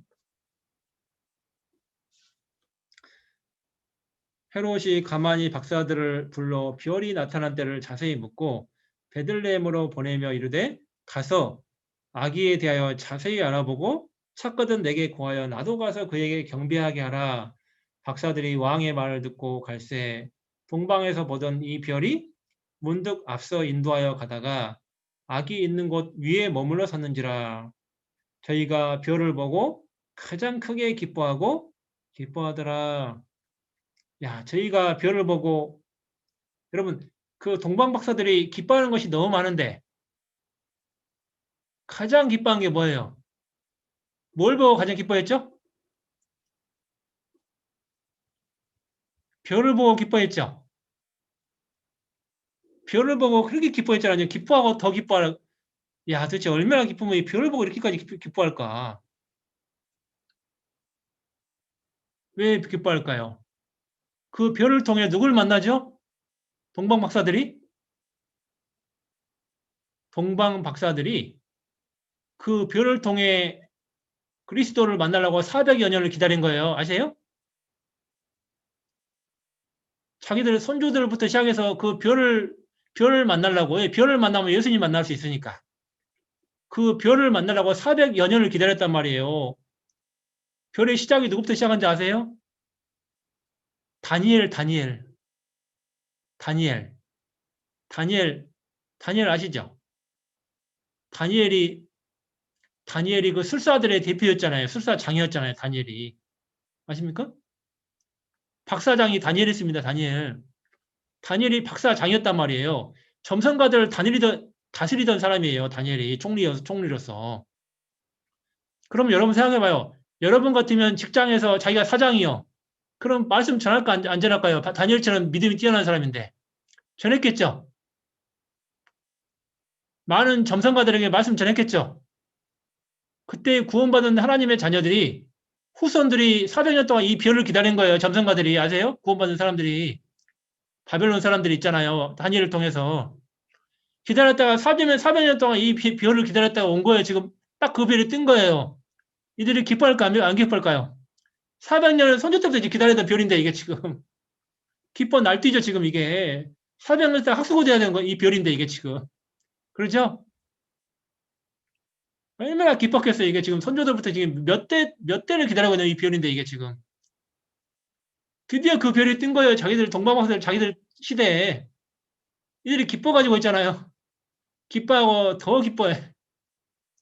손주들이 보지 못한 별들 지금 자기들이 봤잖아 지금. 별을 따라가다 보니 누굴 만났어요? 구유에서 태어나신 예수님을 만난 거예요. 처녀자리 아세요? 이해돼요? 뭔 얘기인지? 별들을 따라가니까 처녀자리인 예수님이 처녀를 통해 잉태한 예수님을 만난 거예요. 야, 이게 진짜 놀라운 일이죠. 우리 시대는 그냥 연말 되면 맨날 저기 동해안 가가지고 막, 그 어디예요, 거기가? 해 뜨기 기다리는데 그 어디죠, 거기? 무슨 진인데? 거기서. 뭔 진이죠? 거기 뭔 진? 아, 정동진, 정동진이요. 정동진. 아, 정동진. 아, 아유, 가봤어야지 기억하는데 이게. 정동진. 정동진, 정동진 거기 막 숙박업소 막 미어 터져요. 막 그 해 좀 뜨는 거 보고 소원 빌려고. 아니, 도대체 그게 뭐라고. 아이고, 이 어리석은 사람들이 있잖아요. 아이고, 참. 밤하늘에 별 보고 소원 빌고, 별똥 별 보고 소원 비고, 이 어리석은 사람들이 별똥 별 보고 소원 빌어. 아유, 참, 한심한 거, 진짜. 아니, 맨날 그 소원도 육신적인 소원이야, 막. 사업 잘 되게 해주고, 뭐 잘 되게 건강하게 해주고, 맨날 뭐 영생하고 상관도 없어요. 이 동방박사들은 이제 학수고 됐는데 400년 이상을, 야, 이게 진짜, 이 별을 보고 그리스도를 만나려고 있잖아요, 이게. 그런 삶이 돼야 되는데 이게 지금 우리 그리스도인들은 일단 여러분 단순히 한 밤하늘 보고 아이고 아름답다 그걸 끝나면 안 돼요. 아이고 예수님이 저거 나 때문에 만들었구나. 나 예수님 만나게 해주려고 참 감사하구나. 그렇게 생각해야 돼요. 아이고 밤하늘 아름답다. 그걸 끝나면 세상 사람하고 다를 게 하나도 없어요. 그죠? 야, 저 별자리는 왜 만들었을까? 이름을 지었을 건데 무슨 목적으로 나한테 알려줄까? 참 놀랍다. 그게 맞는 거예요. 그렇죠? 그게 맞아요. 우리가 다는 모르죠. 이 세상에 거 다 알 수는 없어요. 우리가 완전하지 않기 때문에 하나님처럼 완벽하지 않기 때문에 모르다 가는 게 맞는데 최소한 몇 가지는 알고 가야죠. 그죠? 그러니까 모든 걸 다 별자리 이름은 모르지만 이유와 목적을 모르지만 몇 가지는 알아야 된다는 거죠. 하나님 구원받는 데 필요한 거, 또 재림을 대비하는 데 필요한 거, 그죠? 그 정도는 알고 있어야 되는 거죠. 그래야지 하나님 앞에 우리가 대비하고 살잖아요. 그거를. 그죠? 자, 우리가 그러니까 이게 얼마나 이게 중요한 거 몰라요? 자, 요한계시록 2장도 봐봐요. 요한계시록 2장 1절 에베소 교회에다 이야기하는 건데 요한계시록 2장 1절 에베소 교회의 사자에게 편지하기를 오른손에 7별을 붙잡고 7금 촛대 사이에 다니시는 이가 가라사대 그랬습니다. 오른손에 7별을 붙잡고 이게 놀라운 말이에요. 하필 여기도 왜 별이에요? 그죠? 하필 이것도 왜 별이냐고 딴 얘기도 많은데 하나님이 별과 같이 우리를 빛나게 했는데 하나님의 능력의 손으로 우리를 별은 일꾼을 설명해 일꾼 하나님의 일꾼을 잡고 있어요. 여기 다 일꾼들이죠. 여기 다 임원들이잖아요. 임원들. 하나님이 일꾼들을 손에 잡고 있어요. 오른손으로. 왜요? 왜 잡고 있을까요? 하나님이 필요한데 쓰려고. 하나님을 드러내고 하나님의 영광을 드러내고 예수님을 증거하고 연약한 지체들을 세우고 그런 일 하기를 하나님이 붙잡고 있다면 우리를 교회에 세울 때 일꾼을 붙잡고 있단 말이에요. 이 별을. 이 별이 빛나면 뒤에 누가 있다는 걸 설명하는 거죠? 해. 해를 통해 별이 빛나잖아요. 별이 빛을 발하면 뒤에 해가 떠 있다는 걸 알려주려고 해가. 요한은 해요 그랬잖아요. 시편에서 해요. 하나님이 우리 별을 왜 붙잡고 있냐? 하나님 예수님을 증거하게 하려고. 우리를 통해서. 별이 빛을 발해야지 예수님이 증거가 되니까 그 빛 근본이 빛이 있다는 걸 알려줘야 되니까. 그죠? 자, 그리고 유다서에 찾지는 않겠지만 하나님이 하늘의 별을 만들었는데 위치를 이탈하면 블랙홀로 하나님이 잡아 먹어버렸죠. 별을 파괴시켜 버렸잖아요. 여러분, 하나님 우리를 어느 위치에다 하늘에 떠서 띄워놨단 말이에요. 빛을 비추도록. 근데 위치를 이탈하면 안 되는 거예요. 아세요? 위치를 지켜야 돼요, 국권이. 내가 부서의 부장이다. 그럼 부장의 정말 어떤 고난이나 역경이 있어도 부장의 위치를 벗어나면 안 되는 거예요. 부장은 부장답게 자기 위치를 고수해야 되는 거예요. 참외 차장님은 어떤 일 있어도 참외 차장님의 위치를 고수해야 돼요. 그 맡겨진 일에 성실하게 해야 된다 그 말이에요. 그 위치에서 빛을 드러내야 된다 그 말이에요. 하나님을 증거해야 되는 거예요. 하나님 어떤 분이라는 걸 교회 가운데서도 그렇고 밖으로도 그렇고. 그것을 위해서 우리를 불렀단 말이에요. 하나님이. 단순히 그냥 부장님 칭찬받으라고 부른 게 아니에요. 교회 가운데 영광 받으라고 부른 게 아니라고요. 그러니 명예심 버려야 됩니다. 그거 명예심 가지고 있으면 신앙생활 못 해요. 아십니까? 부장님 소리 좋아하면 안 돼요. 청년 회장님 소리 좋아하면 안 된다고요. 그런 얘기 좋아하면 안 돼요. 종이 되려고 해요, 종이. 섬기는 사람이지. 남한테 좋은 소리 듣고 칭찬받고, 교회 가운데 좋은 소리 듣고, 그런 거 좋아하면 신앙 성장하지 못해요. 아니, 예수님이 구유에 오시는 판에 우리가 더 높아질 수 있어요? 아니, 우리는 더 낮아져야지. 하나님 창조주도 그만큼 낮아졌는데 있잖아요. 아니, 죄인을 갖다가 구원해놨더니 그보다 더 높아지면 되겠어요? 그잖아요. 아니, 구유보다 더 낮아져야지, 우리는요. 아니, 죄인보다 더 괴수인데. 아니, 하나님보다 더 높아지면 되겠어요? 그잖아요. 칭찬받고 좋아하는 사람도 있고, 높임받고, 그거요. 좋지 않아요. 애초부터 임원으로 부름 받았을 때, 그런 마음을 다 접고 임원으로 쓰임받아야 돼요. 누가 칭찬 안 해줘도, 누가 아는 체 안 해도, 아무도 몰라줘도, 부서원들이 아무도 몰라줘도, 내가 수고한 거 몰라줘도, 칭찬받는 소리 너무 좋아하면 안 돼요. 그거 받으면 신앙생활 못 해요. 조금만 갖고 헤매고 흔들려요, 신앙이. 형제자매가 조금만 좀 부장님 제대로 하니 못하니 그런 얘기하면 막 낙심해가지고 막, 왜 칭찬받으려고 하니까 그런 얘기 듣고 낙심하는 거예요. 근데 처음부터 예수님과 같은 마음을 출발하면 누가 뭐라 하든지 말든지 그게 문제가 될 게 없어요. 어차피 섬기려고 내가 이 자리에 부름받았기 때문에. 칭찬하든 안 하든 상관없다고요, 그게. 근데 칭찬받으려는 마음으로 시작하니까 누가 안 좋은 소리 하면 괜히 낙심하고 부장 할까 말까 그런 고민하고 내년에는 안 해야지. 그런 마음 먹는 거예요. 얼마나 귀한 자인지 모르니까 그러는 거예요. 창조주가 날 손으로 붙잡고 있는데 일꾼을 쓰려고 내가 위치를 이탈하면 안 돼요. 부른 이상 그 자리를 고수해야 돼, 고수. 누가 뭐라 하든지 말든지, 누가 칭찬하든지 안 좋은 소리 하든지 말든지 그 자리를 여러분 견고하게 고수해야 돼, 고수. 흔들리면 안 돼요.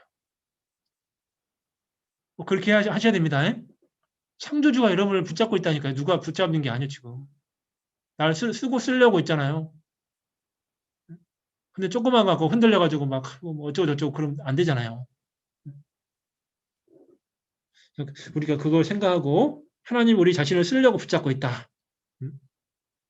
그렇게 생각하고 우리가요, 이 귀한 거랑 하시죠. 야, 진짜 귀한 거구나, 이게. 하나님이 날 쓰려고 별을 붙잡는 것처럼 붙잡고 있구나. 귀한 거구나, 이게. 너무 소중하고 귀한 거구나, 이게. 보통 일이 아니구나, 이게. 교회에서 임무대로 쓰임받는다는 것처럼 엄청난 축복이구나. 엄청난 특권이구나, 이게. 나를 드러낼 게 아니라 하나님을 드러내는 자리인데 엄청 영광스러운 거구나, 이게. 티끌과 같은 존재가, 구더기 같은 존재가 세상에 하나님을, 거룩한 분을 드러내다니, 이게 진짜 귀한 일이구나, 이게. 우리가 그거 여러분 귀하게 아셔야 돼. 이게 어떤 직분을 내가 맡았다 하더라도 귀하게 아셔야 돼, 귀하게. 정말 귀하게. 그 마음으로 살아야 여러분 하나님께 빛을 발하고 영광이 되는 거예요. 그러니까 그런 마음으로 1년을 사셔야 돼, 평생을. 이거 진짜 귀하구나. 우리가 그런 마음으로 살 수 있다면 하나님이 정말로 우리를 기뻐하실 거예요. 자, 다니엘서 돌아가서 마지막 정리를 해야 되는데 12장 3절 다시 돌아가세요.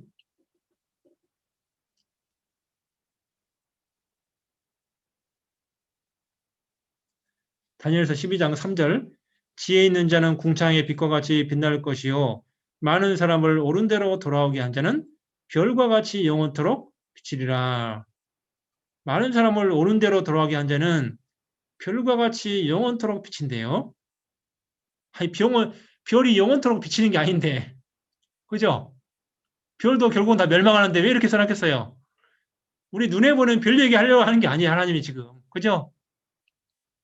우리 눈에 보이는 별 얘기하려고 하나님이 쓴 게 아니에요. 궁극적으로는 그 얘기가 아닌 거예요. 별을 통해서 교훈을 받게 하지만 궁극적으로는 하늘에 떠 있는 별 얘기하려고 하는 게 아니다 그 말이에요. 우리는 별과 같은 존재인데 영원토록 상을 얻게 하는 목적이 하나님이 구원해 주신 목적도 그게 들어있는 거예요. 그죠? 영원토록 빛나게 하는, 영원토록 빛나게 하는, 영원토록 상급을 받게 하는 그것도 하나님이 허락하시기 때문에 이걸 기록해 놨어요. 이런 말씀은 너무나 많지만 오늘 시간이 다 안 돼서 그걸 다 찾을 수는 없지만 이게 한두 군데와 조금 좀 보겠습니다. 이게 시간이 많이 없기 때문에요. 고린도전서 3장을 좀 볼게요. 대표적인 말씀.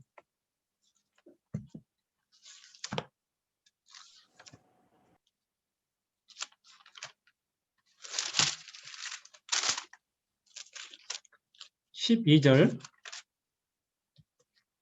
만일 누구든지 금이나 은이나 보석이나 나무나 풀이나 짚으로 이 터 위에 세우면 각각 공력이 나타날 터인데 그 날이 공력을 밝히리니 이는 불로 나타내고 그 불이 각 사람의 공력이 어떠한 것을 시험할 것임이니라. 만일 누구든지 그 위에 세운 공력이 그대로 있으면 상을 받고 누구든지 공력이 불타면 해를 받으리니 그러나 자기는 구원을 얻되 불 가운데서 얻은 것 같으리라.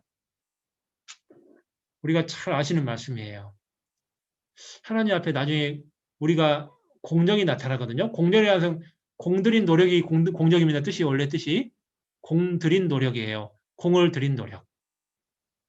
주님의 영광을 드러내려 우리가 노력하고 사는데 그걸 말하는 거예요. 공들인 노력. 자, 그 공력이 있는데 죽음을 건너가서 주님을 만나는데 그게 그대로 있으면 상을 받고 불타면 해를 받아요. 자, 근데 어떤 게 남아있고 어떤 게 불을 타냐, 요거 아는 게 중요하죠. 풀이나 지푸로 그걸 쌓았다면 불이 타서 없어져 버리죠. 그러나 금이나 은같이 귀한 것으로 쌓으면 불타도 남아있어요. 자, 우리는 금과 은과 같은 삶을 살아야 됩니다. 금은 믿음을 이야기하죠. 성경에서 은은 구속을 설명해요. 레위기에서 보면은 여러분 성막을 지을 때 이게 널판을 세우거든.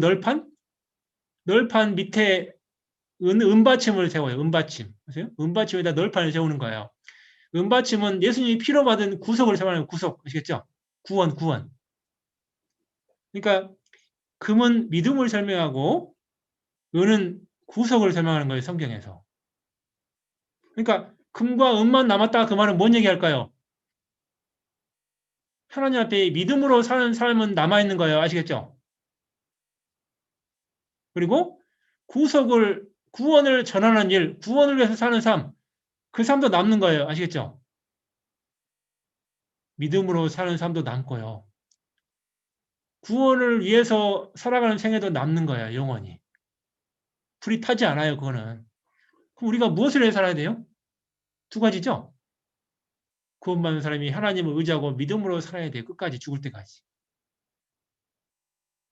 디모데후서도 봐요. 디모데후서 4장.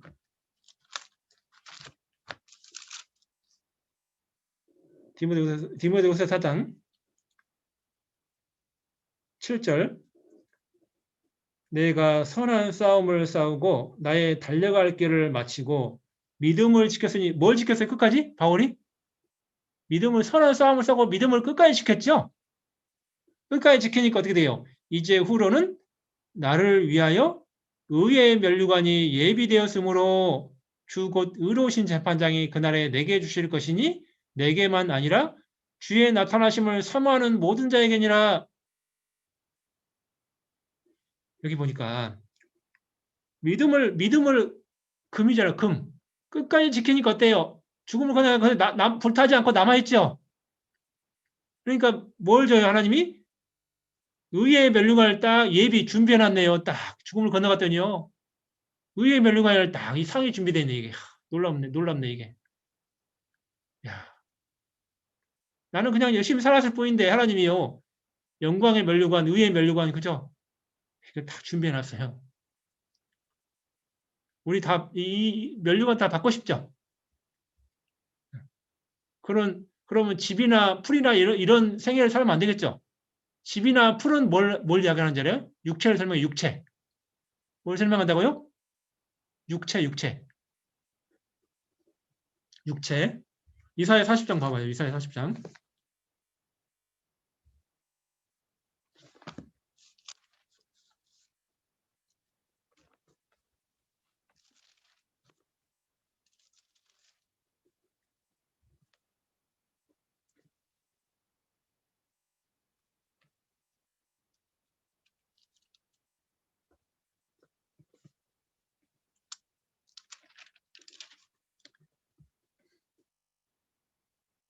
이사야 40장 6절부터 봐보세요. 말하는 자의 소리여 가로되 외치라. 대답하되 내가 무엇이라 외치리까? 가로되 모든 육체는 풀이요 그 모든 아름다움은 들의 꽃 같으니 풀은 마르고 꽃은 시들면 여호와의 기운이 그 위에 불미라. 이 백성은 실로 풀이로다. 풀은 마르고 꽃은 시드나 우리 하나님의 말씀은 영영이 서리라 하라. 자, 풀과 짚은 결국 뭘 설명하는 거죠? 육체를 설명하는 육체? 그죠? 여러분, 육체를 위해 살면 나중에 남아있어요, 안 남아있어요? 자기 육신의 정욕을 위해서 살고 있잖아요. 육신의 만족을 위해 살고 그렇게 살면 나중에 다 불타 없어져 하나도 남는 게 없어요. 여호와의 기운에 다 불타 없어져 버린단 말이에요, 이게. 하나도 남는 게 없단 말이에요, 나중에. 우리는 남는 삶을 살아야 되는데 금과 은 같은 삶을 살아야지. 우리의 공력이 열심히 살긴 살았지만 풀과 같은 인생을 살면 안 되잖아요. 헛되잖아, 헛돼. 나중에 헛돼요, 헛돼. 다 사라져 버리니까. 자, 우리가 정말 특별히 하나님 일꾼으로 부르는데 그런 인생을 좀 살았으면 좋겠어요. 자, 그리고 시간은 거의 다 됐는데 자, 올해 우리가 그 청년의 교재 나오는 숫자가 45명이라고 처음에 제가 들었습니다. 자, 올해 1년 동안 우리가 욕심을 크게 부리지 말고 우리 믿음의 분량에 맞게 60명만 되면 좋겠어요. 60명. 저번에 이야기했지만 많은 숫자 아니죠? 청년의 교재를 구원받고 청년의 교재 나오는 인원이 60명만 좀 되자. 올해는 진짜 올해 한 해는 60명. 내년에는 올해 15명이니까 내년에는 30명, 60명에서 출발하면 30명이니까 내년에는 90명이겠죠. 좀 소망이 꿈틀꿈틀하죠? 막 뭐 이룰 것 같죠? 이게 믿음은 이루어집니다. 근데 목표만 세우고 행하지 않으면 안 이루어져요. 목표는 아무 의미가 없어요. 여러분 숫자가 중요한 건 아니에요. 제가 숫자를 강조하려고 하는 게 아니에요. 이 얘기가. 우리가 오늘 말씀처럼 정말 그렇게 살 수 있으면 우리를 통해 하나님이 이루셔요. 그 하나님의 계획과 목적과 뜻을 이루신다고. 청년을 통해서. 분명히 하나님이 이룹니다. 그게. 저도 개인적으로요. 안산으로 하나님이 이쪽으로 보내주셨잖아요. 하나님이 안산에서 왜 여기 김포로 보내셨을까? 이 어려운 시기에 그 목적이 있을 거예요. 하나님이. 이 코로나 시기에 이 어려운 시기에 이거 여기를 왜 보냈을까? 하나님이. 그 생각을 많이 해봤어요. 그래서 근데 청년회와 가까워졌잖아요. 제가 여기 김포에 오면서 청년회를 아무래도 담당하게 하시고 하나님이 청년회와 교제를 많이 하게 하시고 목적이 있을 거라는 생각이 들었어요. 그래서 생각해 보니까 하나님이 이 청년의 시기에 지금 45명의 교제를 나온다는데 우리 김포교회 규모 정도라면 올해 60명은 최소한 돼야 되는 거고 내년에는 90명은 돼야지 교회 수준에 이게 최소한 맞다. 청년의 숫자가 교회 규모에 비해서 45명은 좀 적다. 이게 300명 나온다는데 성인이 주일에 45명은 너무 적다. 이게 숫자가. 자, 그 생각이 들더라고요. 가만 생각해 보니까. 제가 과거에 어느 교회에 있었지만 그때는 전송도가 70명, 전송도가 90명이었어요. 90명. 근데 청년회가 40명이었어요. 여러분 놀랍잖아요? 90명인데 청년회가 40명이었다니까요. 근데 제가 이게 기도하면서 하니까 가능하더라고. 그게 불가능한 게 아니더라고. 이게 15명은 정말 작게 잡은 거예요. 제 예전에 비하면 정말 작게 잡은 거예요. 이거 진짜 5분의 1밖에 안 잡은 거예요. 이게 진짜요. 이게 15명은 진짜 금방이에요. 이게 진짜요. 이사 오는 사람도 있고 막 금방이라니까. 전도 조금만 하면 금방이에요. 15명 일도 아니에요.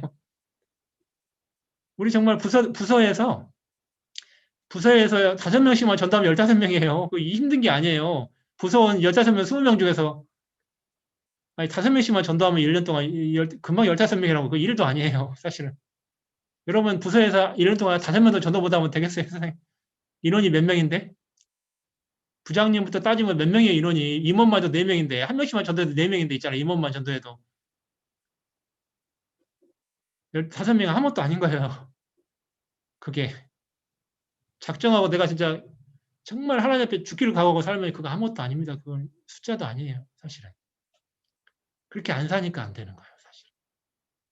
이 청년의 건강 좋을 때 진짜 그렇게 안 사니까 힘있게 안 살면 안 되는 거예요. 예.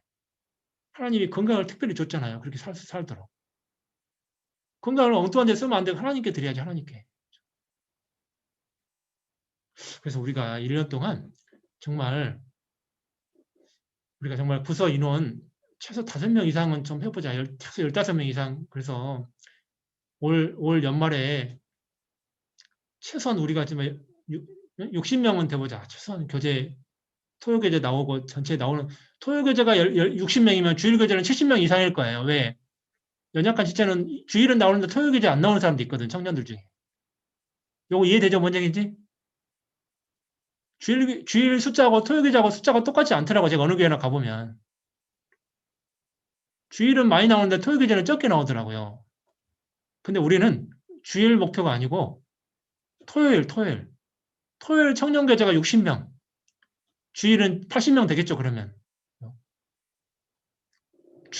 토요일 말하는 걸 토요일 청년교재 60명. 그 정도는 돼야 되지 않겠어요? 우리가 이제 이게 앞에서 일하는 사람들이고, 이 말씀을 정말 가까이 하는 사람들인데, 어제부터 말씀 많이 들으셨잖아, 지금. 몇 번 들었잖아요. 이렇게 많이 말씀 듣는 게 어디 있겠어요, 세상에서. 그죠? 그러니까, 이 말씀을 많이 먹었으면 일을 해야지, 일을. 먹었으면 일을 해야 되죠. 일을 안 찌면 살만 찌지, 몸이 약해지잖아요. 밥만 먹고 일을 안 하면 약해져요, 몸이. 살만 찌고, 그잖아요. 일을 해야 되는 거, 일을. 그러니까 우리가 이게 영의 양식을 많이 먹었으니까, 이제 세상으로 나가서 일을 하고, 교회 안에서도 형제자매 섬기는 일을 하자, 이제, 구체적으로. 그런 일은 차츰차츰 앞으로 이제 해나가야 될 일이고요. 아무튼 그렇게 하면요, 올 연말에 분명히 여러분의 마음에 그 간절한 소원들이 이루어질 겁니다. 다 마음에 소원이 있을 건데요. 그게 분명히 제가 첫 번째 제가 소요계제 말씀 때 그리스도인의 소원이라는 주제로 이야기했죠, 그때? 하나님의 선을 사모하자고 이야기했잖아요. 어제는 하나님과 동행하는 사람 주제로 이야기했죠. 동행하는 사람이 어떻게 살아야 될지. 오늘은 별과 같이 영원토록 비치려면 우리가 일꾼으로 어떻게 쓰임받아야 될 거냐. 요거 지금 이야기한 거예요. 말씀드릴 좀 기억했다가 실천하는 사람들 돼야 돼요. 좋고 나고 끝나버리면 안 됩니다. 그게. 지식으로 알아서 뭐 하게요. 하나도 안 써, 실천하지 못하면 뭔 소용이 있어요. 있잖아요. 그러니까 그렇게 우리가 생을 좀 사시면 좋을 것 같아요. 제가 오늘 찬양대에 임원들하고 교제가 있어가지고요. 제가 끝까지 6시까지 참여하려고 했는데, 사람이 마음으로 개갈지라도 뜻하는 건 하나님이 뜻하는 거니까요. 제 마음대로 안 되네요, 이게. 그렇게 했는데도 잘 안 돼요. 그래서 이해해 주시고, 이게 좋은 교제를 잘 나누셨으면 좋겠어요. 나중에 제가 청년회장님 통해서 이제 교제한 내용을 또 따로 들을 거예요. 그러니까 유익한 교제들을 잘 나누시면 좋을 것 같습니다. 일단 말씀을 했으니까 일단 제가 말씀 끝났으니까 기도하고 이후에 교제를 또 이어가시면 좋겠어요. 제가 다 기도하고 마치겠습니다. 하나님 아버지 감사합니다. 우리는 너무 연약하고 부족합니다. 하나님의 선하신 계획과 뜻 가운데 우리를 부르셨습니다. 아브라함도 목적이 있었고 다니엘도 목적이 있었고 하나님이 바울도 목적이 있어서 우리를 불렀습니다. 우리가 그 하나님의 부르심에 합당하게 나머지 인생을 살면서 행할 수 있도록 도와주시옵소서. 특별히 여러 가지 부서에서 하나님이 우리에게 위치를 주셨습니다. 그 가운데서 합력해서 선을 이룰 수 있도록 각자의 위치를 고수하는 사람들을 되기를 원합니다. 어떤 환경을 만나도 흔들리지 않고 믿음 안에서 견고하게 살 수 있게 해주시고 더욱더 청년을 통해 더 많은 이뤄진 영혼들이 하나님께 돌아오는 기회가 주어지기를 원합니다. 1년 동안 우리 마음이 식지 않게 해주시고 뜨거운 마음으로 피차 서로 격동하고 합력하는 우리 청년회가 되기를 원합니다. 이후의 시간도 주님께서 인도해 주시고 모두에게 은혜되는 시간 되기를 원합니다. 모든 것 자비로운 하나님께 감사와 찬송과 영광을 돌립니다. 우리를 사랑하시는 예수님의 이름으로 기도드립니다. 아멘. 예, 고맙습니다.